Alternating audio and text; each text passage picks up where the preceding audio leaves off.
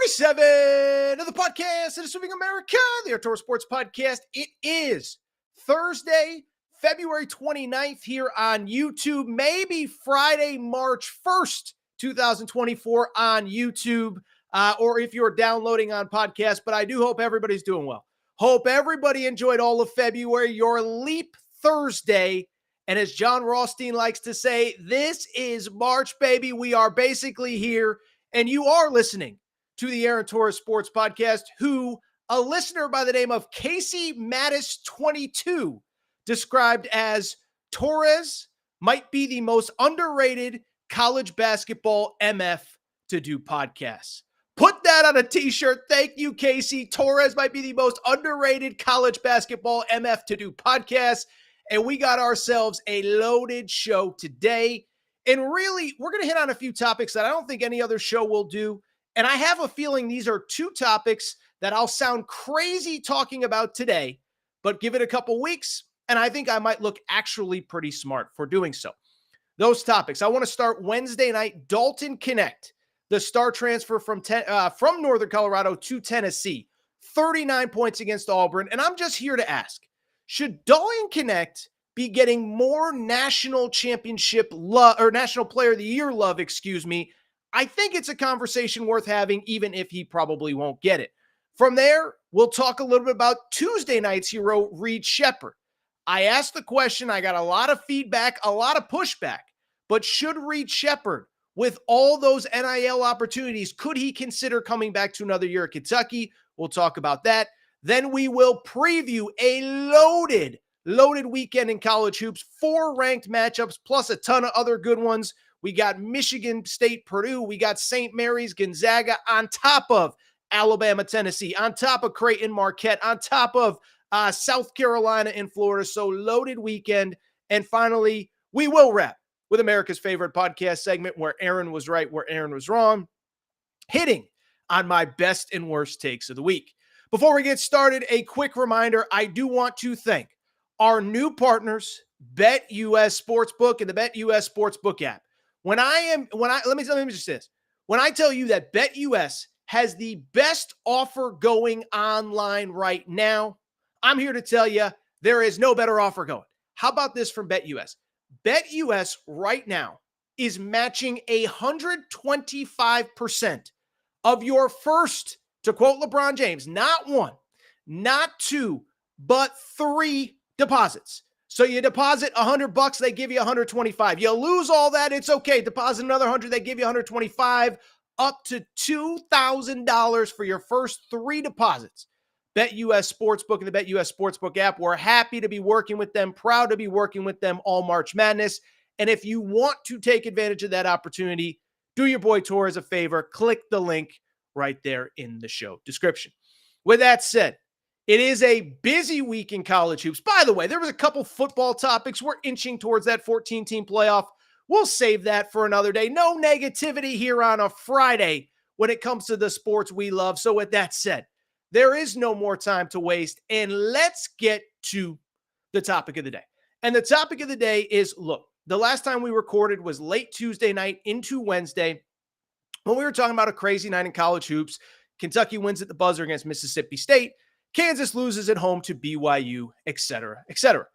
I bring it up because we have not spoken.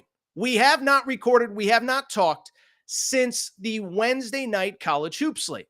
Why do I bring it up? We had a lot of good games, but there was one game and one player in specific that unquestionably stole all of college basketball's spotlight and headlines on Wednesday. That was Tennessee forward Dalton Knecht, who, of course, everybody knows, a fifth-year player transferred from Northern Colorado. Dalton Knecht against Auburn on Wednesday night. Remember, this was a top 15 matchup. Bruce Pearl returning to Thompson Bowling Arena, so you know it is a wild environment. Tennessee wins 92-84, but the story was this kid, Dalton Knecht, okay? Kid was unbelievable in the midst of a season in which he has been absolutely unbelievable, and I would argue, given the stakes, given the opponent, given the fact that with the win, they are now playing for first place in the SEC at Alabama on Saturday, I think you could argue this was his best performance of the year. 39 points for Dalton Knecht, okay? How about this? 24 in the second half, and cover your ears, producer Matt, who is an Auburn alum. Dalton Knecht outscored Auburn 25-21 over the final 12 minutes of that game. So my stat isn't correct. It was 25 in the second half, 25-21. The Dalton Knecht outscored the Auburn Tigers over the final 12 minutes of the game. So in the same way that Reed Sheppard became a national talking point on Tuesday night, Dalton Knecht became a national talking point on Wednesday. And I want to ask the question because I think it's worth discussing. Why isn't Dalton Knecht getting more conversation about National Player of the Year in college basketball? Should he be? And is there any chance that he can catch Zach Edey as your College Hoops National Player of the Year? I'm not sure it will happen, but I don't think it's out of the question. I do think he deserves more respect. And oh, by the way, I think he has the chance to earn it over these next couple weeks. Now, the question is, why is he not getting more respect? And I will readily admit this. It is because Zach Edey is freaking awesome. Okay, so Zach Edey, last year's National Player of the Year, is back at Purdue for another year. And I think everybody knows Torres has been critical of Purdue, critical of some of the ways that Zach Edey is refereed. But I think in our heart of hearts, we all agree he's a darn good college basketball player. This year, he's actually putting up better stats than a year ago in fewer minutes. 23 points, 12 rebounds. He's playing about a minute and a half less per game than he did a season ago. And so when I credit Dalton Knecht, I also acknowledge, like, that dude, Zach Edey, doing what he's doing for a team that has basically been in the top three all year. They have the head-to-head win over Tennessee. They have a great out-of-conference resume that includes wins over Arizona and whoever. I'm trying to remember everybody else. They beat Marquette and whatever. I get that Zach Edey is deserving right now of that National Player of the Year, and I'll take it a step further. I think there are times where you can be a great player and be great statistically, but you could also argue that somebody else is more valuable to their team in the way that Dalton Knecht is valuable to Tennessee. The problem is I don't think you can argue it in Zach Edey's case. Like, if you take Dalton Knecht off Tennessee's kind of that good Tennessee team that we've seen, but not great. They don't score enough. They're going to struggle, but they're not the same as they are this year. The problem is it's the same argument with Zach Edey. Purdue is certainly not a top three team in the country. They're certainly not a team that most believe can win or compete for a national championship. And I know they got to get to March, and once they get there, we'll see what happens. But I don't think you can argue that Dalton Knecht has more value to his team than Zach Edey. So I get why more people aren't having the conversation. But I also do think it's at least worth having the conversation if he should be higher up and if there's anything he can do over these final few weeks to get there. First off, I do think he should be higher up. And the bottom line remains that it's because he has completely changed who Tennessee is. By the way, hate to brag, you know it's not my style. But you know who called this exact situation? Your boy Torres did back in April when Dalton Knecht committed to Tennessee. Producer Matt, pull up the tweet that I threw up. There it is right there. Dalton Knecht, this is a tweet. This is what I put out on April 21st when Dalton Knecht committed. Dalton Knecht, who was one of the best players in the portal, just committed to Tennessee. You can criticize Rick Barnes for what has happened in the regular season, but he has killed in the portal this week. This is the exact kind of player UT needed. That is Dalton Knecht. And he's the exact kind of player that they needed because, as I said at the time, he is a guy that can get you buckets any given time. And so I said that back in April. And to his credit, he is that guy, and he has completely changed who Tennessee is. I think with Tennessee, the most incredible stat on Tennessee. So Tennessee, I just said it a minute ago. Any Vol fan listening, you know, any college basketball fan listening, you know, is that through the years, I know Rick Barnes always gets blamed for everything, but they've had a lot of really good teams that were really physical, really tough, but they were as great as they were defensively. Did they have that dude that could get you a bucket when you needed it? There was one year they had Kennedy Chandler, and he was kind of that guy, but he was also like 5'10", a little bit smaller. But Dalton Knecht and his ability to score, to put the ball in the basket, has completely changed who Tennessee is this year. First off, the stats on Dalton Knecht are insane, okay? So just looking at some of the box scores, looking at some of the games that he has had, Dalton Knecht is going into this weekend in the SEC, mind you, one of the toughest conferences in college basketball. 21 points per game, 5 rebounds per game. He's doing it on 41.5% three-point shooting. And if you look at the individual stats, they are that much more impressive. Just look at the stat sheet for this guy, okay? 37 points in a loss at North Carolina, 36 in a win at Georgia, 39 in a win against Florida, 39 on Wednesday night in a win against Auburn. So this guy is putting up absurd stats in one of the toughest conferences. And what stands out to me is that he is doing it as the focal point of every other team's scouting report. It's now March, essentially, as you're listening to this show. There is no sneaking up on anybody in March. He is the focal point of every scouting report. He is getting everybody's best shot, and he's still putting up 25 to 30, and he's doing it within the flow of the offense. 48% shooting from three, 41% shooting from beyond the three-point arc. Heard Jimmy Dykes say it on the broadcast. Jimmy Dykes believes he will be the first American-born player drafted in the NBA this year. I think there might be something to it, and I think this speaks to his National Player of the Year candidacy. Beyond that, as I've said, it fundamentally, him being in the lineup, completely changes who Tennessee is. And I just mentioned it, but it's worth reiterating here. Tennessee was a team that for years, if you could get 75 on them, they couldn't beat you.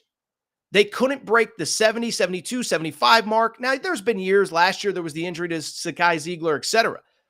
But I just bring it up because there have been years where the secret sauce with Tennessee is they're great defensively, but if you can put the ball in the basket, you can beat them.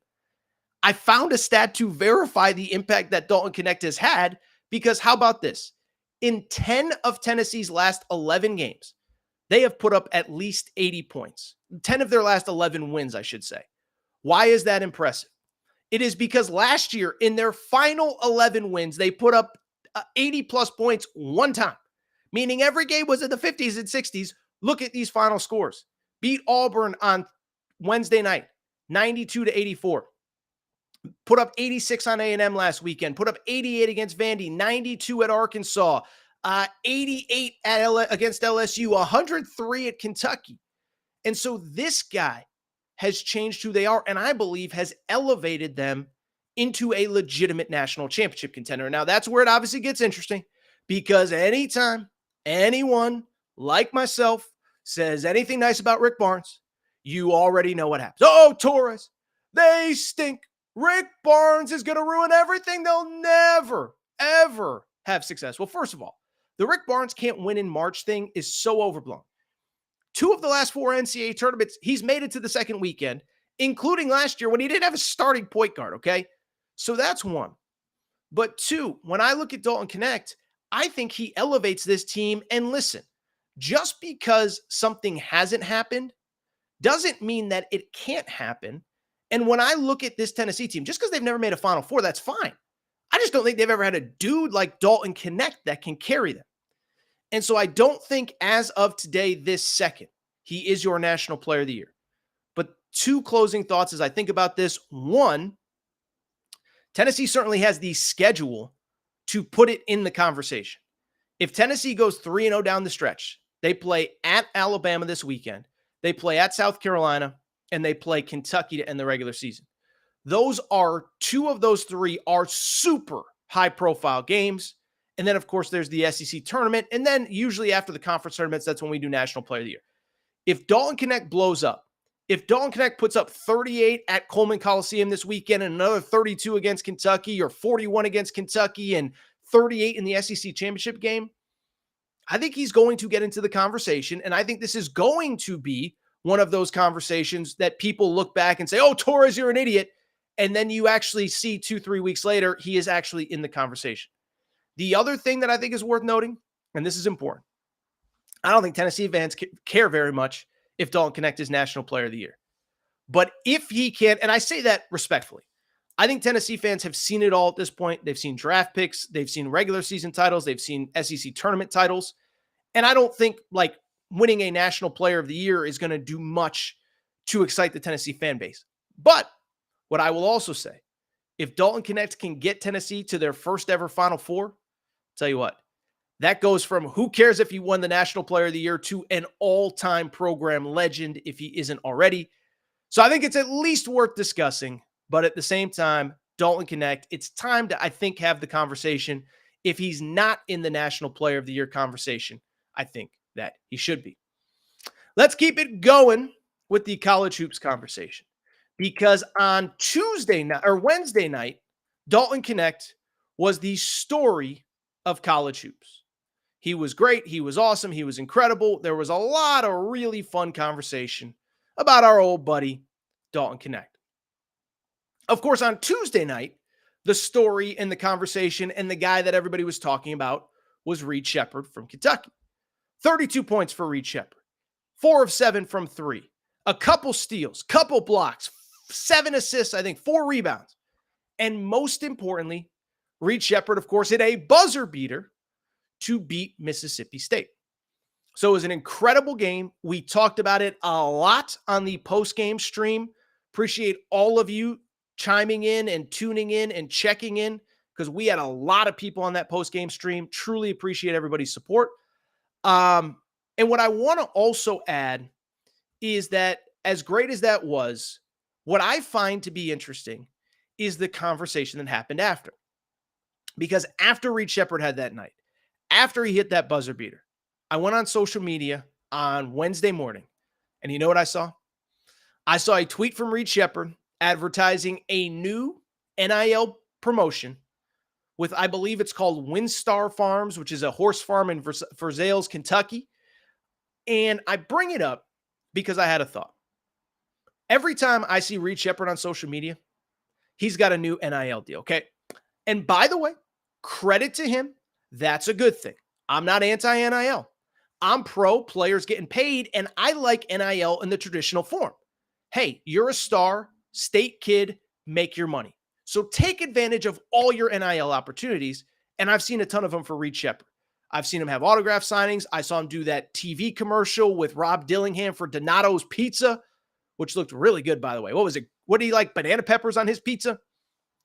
Not my favorite, but neither here nor there. He also had one with the Dairy Coalition.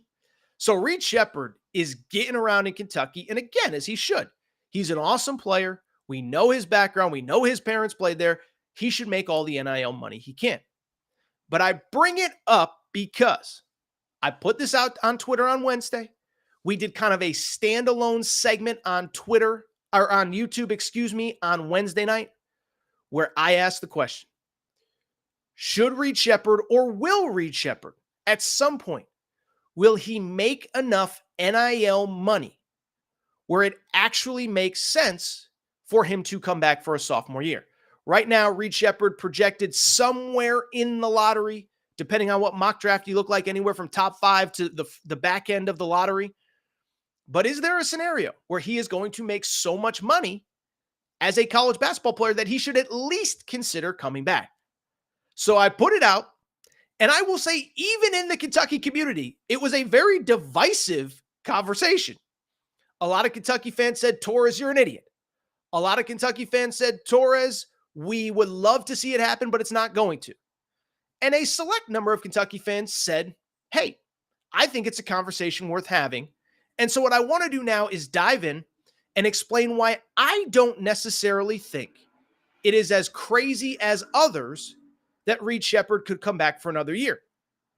And what I want to do, if you'll allow me, because I've heard all the reasons that it can't happen, what I'm about to do over the next few minutes, I'm basically going to be Eminem in 8 Mile. I already know everything you're going to say about me. By the way, you could drop it in the comments if you want to. I don't care. But I already know all of your responses to why that is a dumb idea and a dumb conversation. So I'm going to go Eminem and tell you why actually you're wrong. So first off, the number one argument would be, Torres, there is no way that Reed Sheppard could make more as a college basketball player than he can as an NBA player next year, especially if he's a lottery pick. And I think most people think he's going to be a lottery pick at this point. And what I would say is, well, that's true, but it's also not totally true. Because at the end of the day, NBA players don't make as much money as you think, at least on rookie contracts. Now, if you're in the top 5, top 7, even top 10, you're going to make good money. But the fringes of the lottery, the back half of the lottery, you know that like the number 14 pick in the NBA draft this year, which is the last pick of the lottery, making $3 million this year. Now, that's great money for me, probably for you, for virtually anybody watching or listening to this show. I don't think, though, that it is definitively more money than Reed Sheppard could potentially make at Kentucky next year. So, one, the NBA money isn't quite as good as you think it is once you get out of the top 5. 2, I already know what you're going to say. Well, Torres, you're a freaking idiot because NBA, you're just talking about the NBA salary. Reed Sheppard could still have endorsements, and the endorsements would trump the endorsements plus the salary would trump what he makes at Kentucky, right? It's NIL is endorsement money. There's no salary on top of that at Kentucky. And so if you factor in NIL at Kentucky versus salary plus endorsements, which is essentially NIL in the pros, well, I mean, the money isn't even questionable. It's not even comparable. Well, I would actually argue with you and say, I think Reed Sheppard is a unique situation because I think Reed Sheppard is one of the few players in all of college sports, college football and college basketball, that most of his NIL money is tied to him not only being a college basketball player, but specifically being a college basketball player at Kentucky. Let me explain. There are plenty of college basketball and college athletes. They're going to make money no matter what they're doing.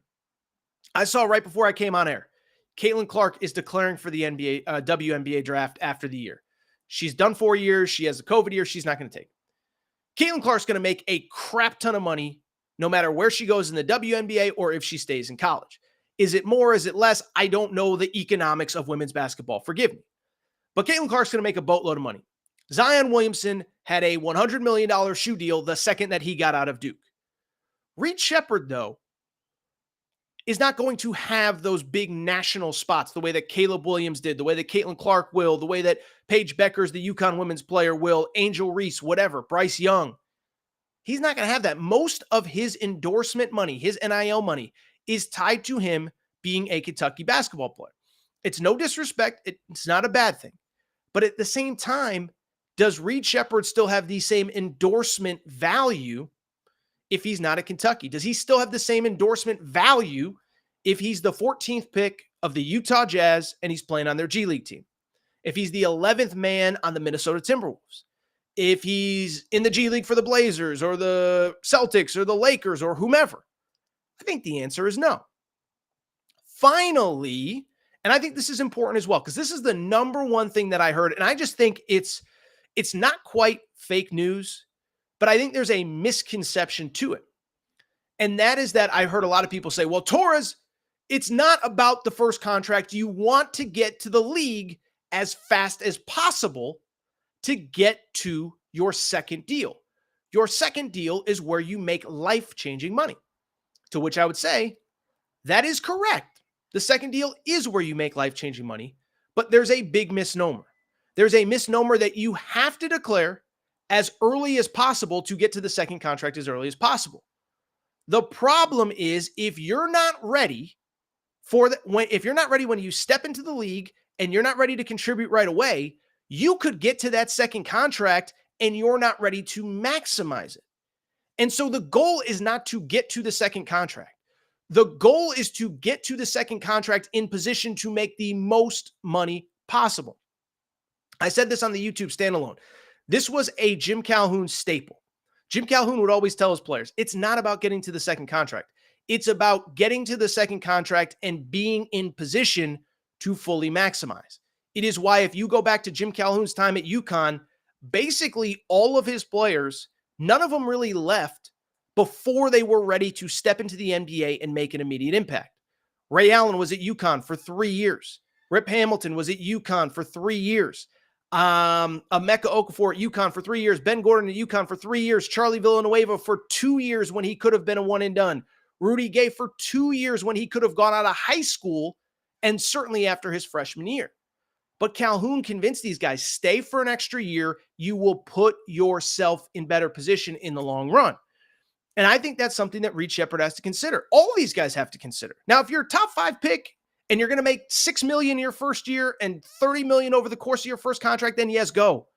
But once you get to even that top 10, top 12 range, and you're making this much in NIL, it's a conversation that's at least worth having.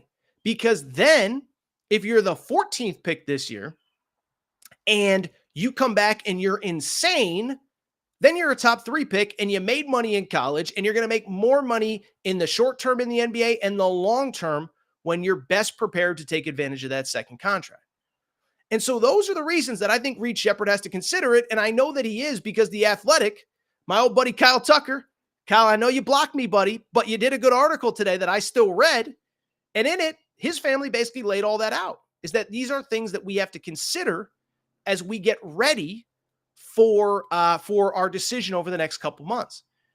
And so I think it's interesting. By the way, there are plenty of other reasons where Reed Sheppard might think it's time to go. One, let's say you win a national championship. It ain't going to get better than that. You're not coming back. Two, I think he's got to look at the roster next year. How do I fit? Does it make sense for me to come back, or should I go? Maybe there's not going to be as much talent around me. Maybe I'm going to be the focal point. Everybody's going to focus on me. Now, Kentucky has a good team, but I think it's worth discussing. And he could also just want to leave with his friends. So I think these are all things that are worth considering for Reed Sheppard. And I don't know what he's going to do, and I'm not going to pretend that I know what he's going to do. But I do think it is at least worth discussing, at least worth conversating. And I think it'll be interesting to see what decision he makes. I don't think there's a right decision. I don't think there's a wrong decision. But I think it's probably a tougher decision than a lot of people give it credit for. Really quickly, Matt, before we move on to the weekend preview, any interesting comments? We can always get back to them later in the show. If we have anything interesting, please let me know. All right. I'll tell you what. With that said, let's switch gears and let's get to what should be a very fun weekend of college hoops. It's funny because I feel like on this show, the last 3 or 4 weekends, it feels like there's been a game, maybe 2. I remember the weekend we had Auburn, Kentucky, and UConn versus Marquette. It felt like there's been weekends where there's a game or 2. This week, 4 ranked matchups, and that doesn't even include Michigan State, Purdue, UConn, Seton Hall. There is a lot at stake, a lot of big games. Let's go ahead and dive in. I think this will be more of a quick hitting type segment. I don't think we're going to spend 8-9 minutes on any of these games, but let's start with the big one. It is a top, how about this? A top what? Top 15? I don't even know. All I know is there are 2 teams that are tied alone atop the SEC. Alabama and Tennessee, both sitting at 12-3, a full game ahead of South Carolina, 2 games ahead of 4th place Auburn, Kentucky, and Florida, who are all tied in 4th place right now. And so I bring it up because we got ourselves a showdown at Coleman Coliseum. And I'll say this, I've never been to Coleman. I know that Jay Williams had some not nice stuff to say earlier this year, said that it was like a tennis facility or it was like a tennis match. It was too quiet. I guarantee you, with Tennessee in town, with first place on the line in the SEC, I think Coleman's going to be rocking. I think Coleman is going to be the place to be. I want to see really quick if I can find some ticket prices, because I have to imagine even for a venue like that, ooh, buddy, get-in price as of Thursday night is over $100, and this is Thursday. Wait till Friday, wait till Saturday. This is going to be the hottest ticket that Tuscaloosa has seen probably since something Nick Saban did. I don't know. Anyway, let's get to the game itself, because what I think is interesting is the 2 best teams in this league, and I think it's a little bit different for both sides. Tennessee, we just talked about with Dalton Knecht. Listen, I think what Tennessee has done this year is both impressive, but not totally surprising. Thought they were the best team in the preseason in the SEC. You saw my tweet about Dalton Knecht. Thought that he could take this program to another level, which he has. Tennessee, as I said, they are scoring points in ways that they never have. Now, what's interesting is Tennessee is like an A- offense with an A+ defense. By the way, don't be fooled by Tennessee. Like, they give up a lot of points, but they give up a lot of points because they're scoring a lot of points. They're still number 2 in the country in field goal percentage defense. They are still a very solid defensive team. Alabama, on the other hand, has just basically punted on even trying to get stops defensively. I mean, Nate Oates has kind of publicly said, like, we are just not even close to where we need to be defensively. And you can see that in their recent games. Obviously, the one that stood out was Kentucky. They gave up 117 the other night, but they beat Ole Miss 103-88. They beat Florida 98-93 in overtime. They beat A&M 100-75 a few Saturdays ago, and they beat LSU 109-92. And so just listen to those results. Here are their last 6 games in terms of the points that Alabama has given up: 99, 92, 75, 93, 117, 88. So Alabama, they're moving the ball. Yeah, moving the ball. It sounds like football. They're getting the ball up and down the court. They play really fast. They score a lot of points. And I think this will be interesting. And I think the stylistic advantage, the stylistic matchups have to favor Tennessee. It is worth noting, by the way, these two teams played at Thompson-Boling Arena early in SEC play. Tennessee won 91-71.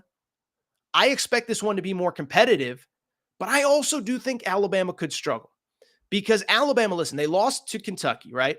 Game before that, they win in overtime against Florida at home.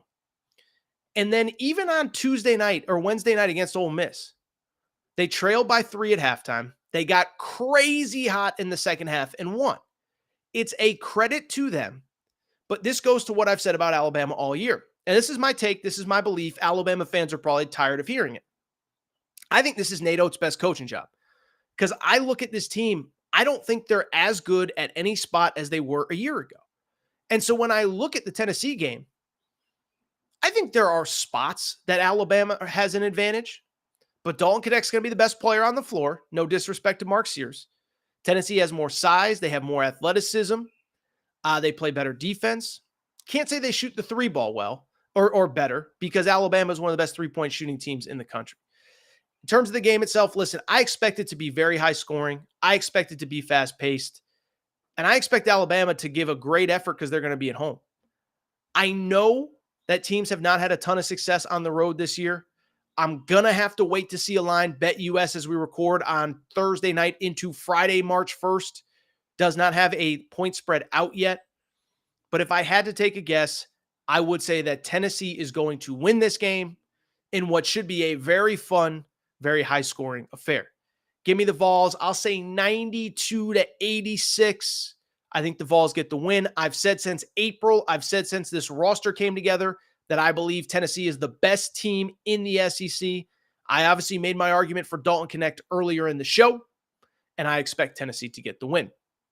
Another interesting matchup, this one in the Big 12. Big game in Waco, Texas, baby. That is right. It's not just those two property husband and wife people that are doing big things in Waco. I hope you know what I'm talking about. There's an HGTV show based out of Waco. They're big Baylor fans. Anyway, that probably went over a lot of people's heads because I did not present it well. Anyway, Baylor against Kansas. Kansas number 7 in the country, Baylor number 15, another top 15 matchup. And this game's really interesting for a few reasons. Baylor is coming off a big Monday win in overtime against TCU to avoid the 3-game losing streak. Kansas, meanwhile, and I don't know if I gave this enough credit in real time, they lost at home to BYU on Tuesday. And I don't think I gave it enough credit because I've kind of been down on Kansas for most of the year. I don't think they're as good as most people do. And Kevin McCullough, their star player, did not play in that game. But it was still BYU going to Kansas and getting a win. And I think I undersold just how big that is, just how important it is, just how significant it is. So credit to BYU. Credit to them Cougars. You know, Torres loves those Cougars. But let's talk about Kansas for a second because Kansas is in a very interesting spot. So first off, both these teams are tied for 3rd place in the Big 12. 9-6 in Big 12 play. Houston's ahead of them. Iowa State is ahead of them. What's interesting to me about this game, Kansas on the road. They are playing Baylor, a very good team. Kansas, if they lose this game, they will fall into a multi-way tie for fourth place in this league. And there are certain teams that they will not have tiebreakers against. BYU, for example, they only play once. BYU is 8-7 in league play. Kansas is 9-6. If they were to lose this game, they'd be tied with BYU. I bring it up because I was thinking about this, and I was talking to producer Matt before we went live. I don't know if there has ever been a season in which Kansas did not get the double bye into the quarterfinals at the Big 12 tournament. Now, how much does it really matter? I don't know. The tournament's in Kansas City. As somebody who made the drive from Kansas City to Lawrence earlier this year, I can tell you it's like a 25-minute drive. So there's going to be a million Kansas fans there. They're going to have the home court advantage, all of that. But at the same time, I don't think there has ever been a scenario where Kansas finished outside of the top 4 and had to play on Wednesday at the Big 12 tournament. So there's a lot at stake, and there's a lot of interesting narratives coming in, specifically the health of Kevin McCullar. As I said, it's Kevin McCullar, not Hunter Dickinson, who is Kansas's best player. 19 points per game, 6.5 rebounds, 4.5 assists, 35% from 3, and he's been out for a while. But what I think is especially interesting about this is that Bill Self has had some interesting things to say about Kevin McCullar, and maybe some insinuation that Kevin McCullar isn't rushing back to get back on the court. I don't want to put words in Bill Self's mouth. I'm not trying to create controversy. But listen to what he said before the BYU game about Kevin McCullar. He said, quote, definitely will not play tomorrow. This is against BYU. He then stressed the importance of having McCullar back before the end of the regular season. Quote, if you start playing him after the Big 12 tournament, he won't be worth a crap in the NCAA tournament. That doesn't sound like a coach that's sitting there saying, this guy is itching to get back into the lineup. He's doing everything he can. And so it's a very interesting quote. And I don't think until we know what Kevin McCullar's status is that we can assume anything about this game. If he plays, I think it's a 50-50 toss-up. I would still probably lean Baylor. And then, of course, if he isn't playing, then I think Baylor might be 6 to 7 points better than Kansas. Won't be betting this game, won't be picking this game. Obviously, if you're watching this game or if you want to bet this game, make sure to monitor the health status of Kevin McCullar. But how about Bill Self? Got to basically say it his best player, who it's worth noting for people who don't know. He is an NBA draft prospect, probably a back end of the first round guy. And I think the insinuation is maybe he protecting himself for the NBA draft. That I don't know, but I find it very interesting. A couple other games, another top 20 matchup, Marquette at Creighton. Creighton, of course, a very nice win over Seton Hall on Wednesday. Weird 10 or so days for Creighton. They destroy UConn at home. Then they lose to St. John's at MSG. Then come back with a dominant win over the Seton Hall Pirates on Wednesday. They're hosting Marquette. You know, Marquette, I'll tell you this, man. Like, listen, I think that upper tier is Houston, UConn. I think you could throw Purdue certainly in there, maybe Tennessee. I don't think enough people are giving Marquette credit. You know that Marquette, quietly, they've won all but one game. Let me do some quick math here. 2, 4, 6, 8. You know they've won 11 of 12 games. Their only loss in that stretch was that UConn debacle where they got embarrassed. But they beat a good Providence team by 22 on Wednesday night. They beat a decent Xavier team by 24.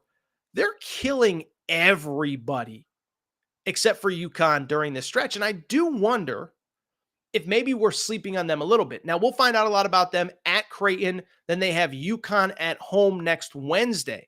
So you talk about two really big games, two games that can keep them in the Big East title race or completely eliminate them. I think that's where it gets interesting. Worth noting, by the way, if Marquette were to lose this game, UConn, which plays on Sunday, would clinch a share of the Big East title. UConn is 15-2 in league play. Marquette is 13-4. If Marquette loses, it means that UConn would be up 3 and they only have 3 games to go. So at worst, they would win a share of the Big East title. But I'll tell you, I think it's going to be fun. I think it's going to be high scoring. I do give the advantage to Marquette. We don't have a point spread. I think Marquette wins. Last top 25 matchup of the weekend. South Carolina hosting Florida, noon Eastern. Listen, I told you about the Florida Gators about 3 weeks ago. This is a very good team. They are playing really good basketball. I got to give Todd Golden credit, man. He's a young cat, very confident. Told you what he was going to do when he got to Florida. And this team's playing really good basketball. They've won 5 of their last 6. Their only loss was in overtime to Alabama. And not only have they won 5 of their last 6, they have won 9 of their last 11 overall with some really good wins. At Kentucky, obviously, Rupp Arena. Auburn, they destroyed at home.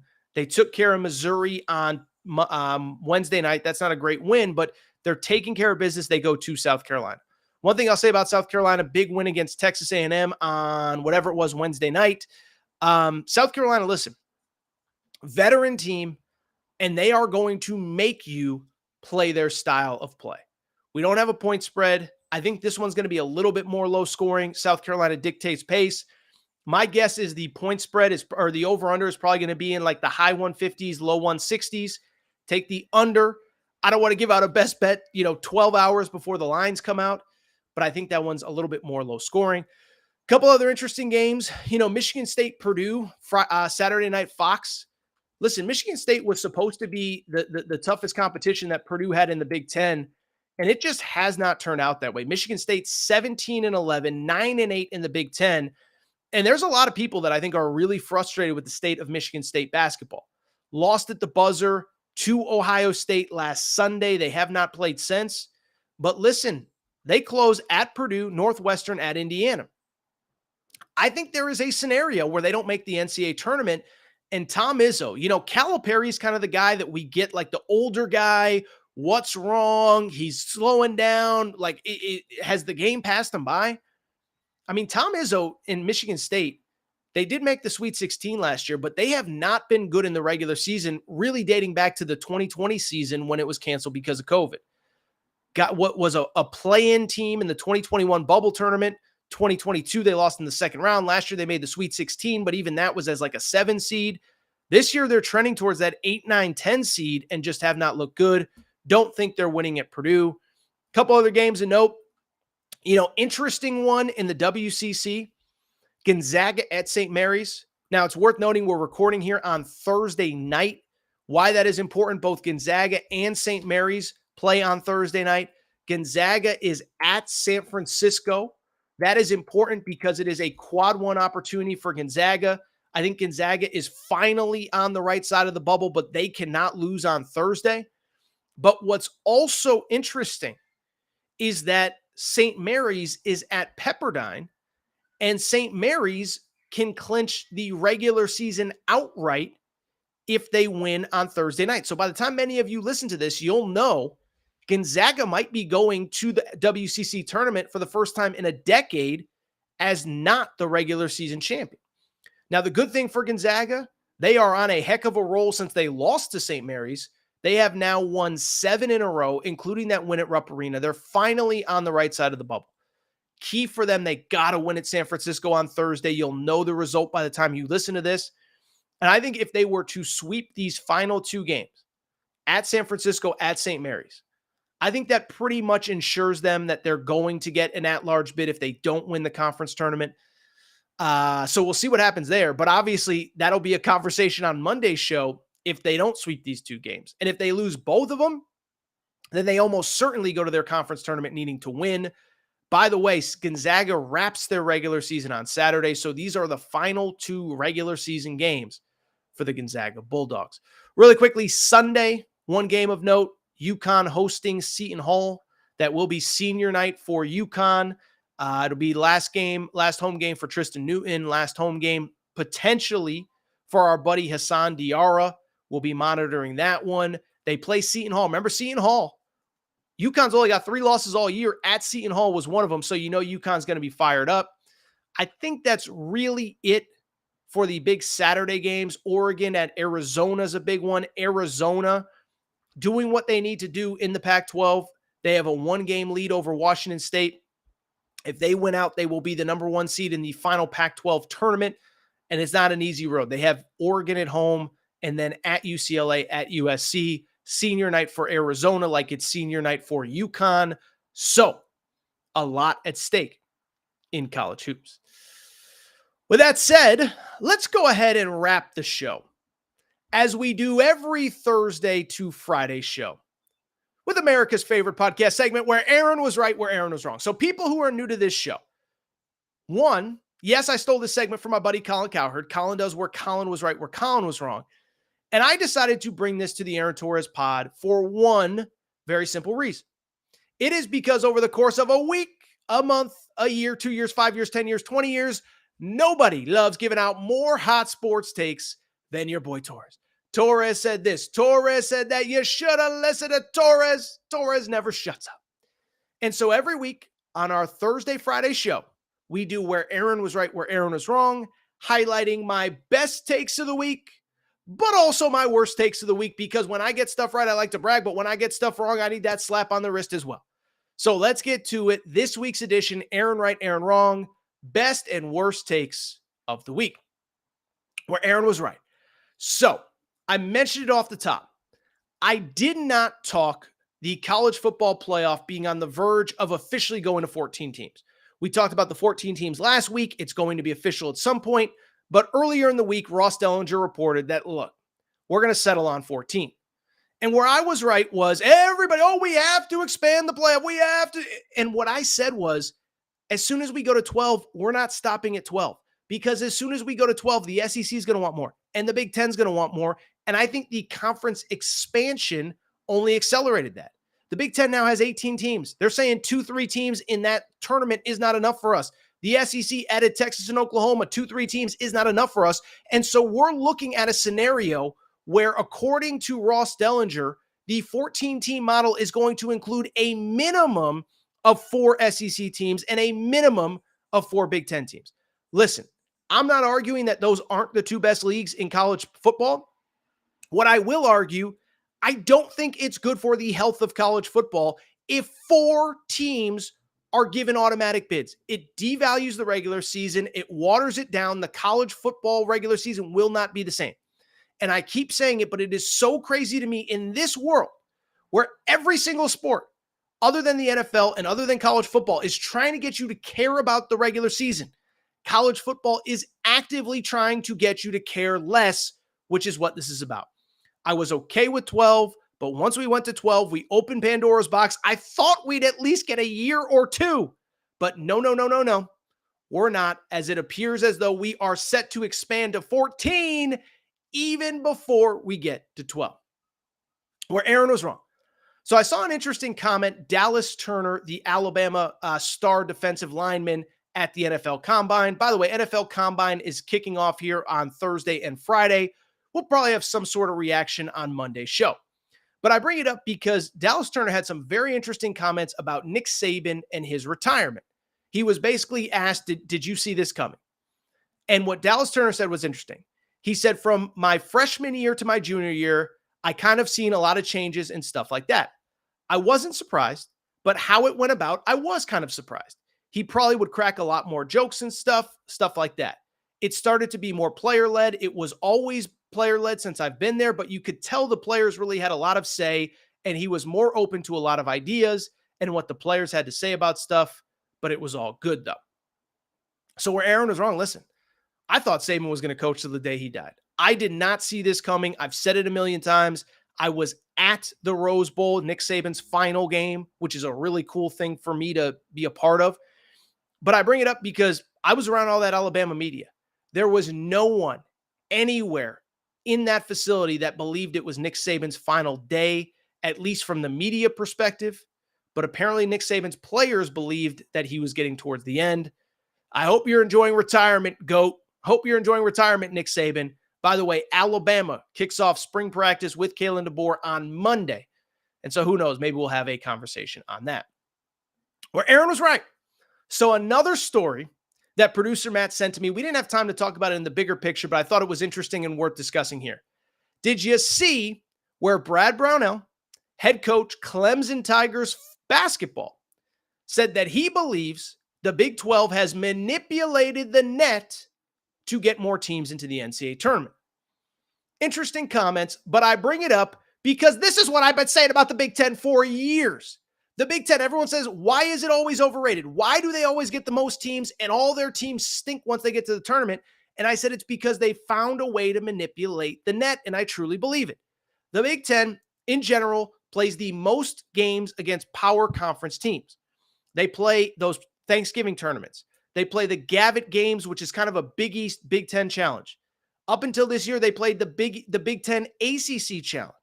And so what ends up happening is even if you lose those games, it looks better in the computers. Everybody is ranked higher going into league play. And guess what happens? When everybody's ranked higher in league play, now when you lose in league play, it doesn't look as bad. And so with the Big 12 stuff, I thought it was interesting because it wasn't exactly that. But this is what I've been saying about the Big Ten for years. You can draw a direct line between when the Big Ten went to 20 league games, giving them even more power conference games, and when they started getting 8, 9, 10 bids per year. So I've been all over this for years. The net to me is a flawed system, a flawed number, a flawed whatever. And I know there's no perfect answer, but I've been saying for years this bad boy has been manipulated. And Brad Brownell, my brother in arms, don't even know Brad Brownell, but I agree with him, where Aaron was wrong. So about 2 weeks ago, I was like everybody else in the college hoops media. I said it's Purdue and UConn and everybody else who's number 3. And I think I said Arizona. Now, this isn't a knock on Arizona, but I did not give enough credit to Houston. Houston is freaking awesome. They're destroying everybody in Big 12 play, year one in this conference. It's not supposed to be this easy. You're not supposed to be able to go from the AAC, where you're playing East Carolina and whoever, whatever, Tulsa, to going to Kansas and to whatever and winning this league. Only that's exactly what they're doing. As I said, they started 1-2 in league play. They're now 12-3, meaning they have won what? 11 of their last 12, 11 or whatever, their last 12 in league play. Their only loss at Kansas. That's unbelievable. So I didn't give Houston enough credit. And the crazy part with Houston, I think they're just finally starting to reach their full potential because they're getting more out of LJ Cryer, the star transfer from Baylor. So credit to the Cougars. Love my Cougars.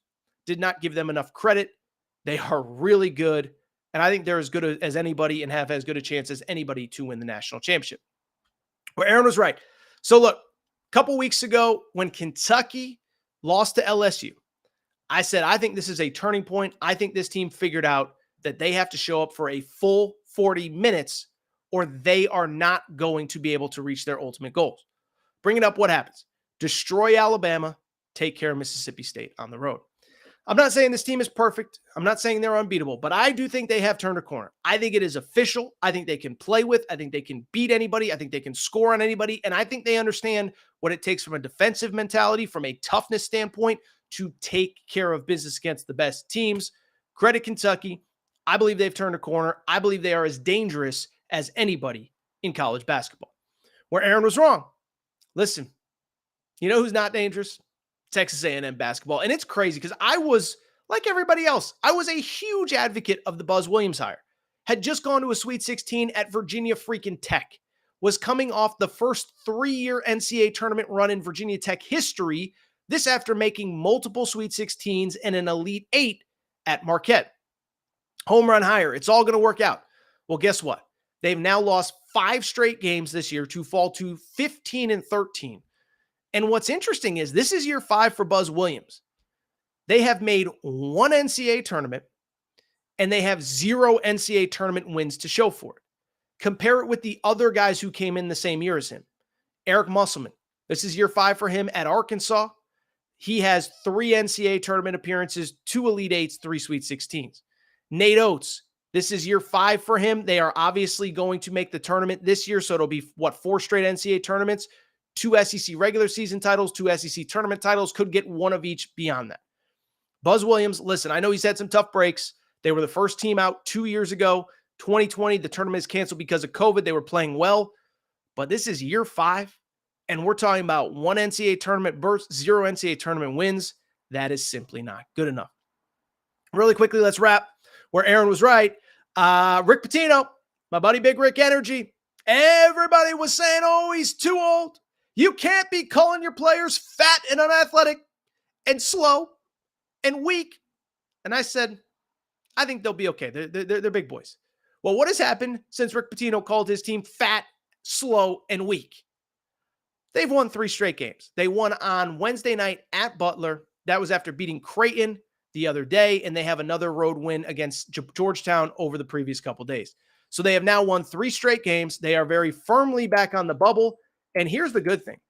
They have 2 very manageable games to close out the rest of the regular season as they play in their final 2 at DePaul and Georgetown at home. Why that's important? If they can take care of those wins, remember, everybody else is playing tough teams. These other teams that are on the bubble, they're playing each other. Whether it's Providence, whether it's Butler, whether it's Ole Miss, whether it's Texas A&M.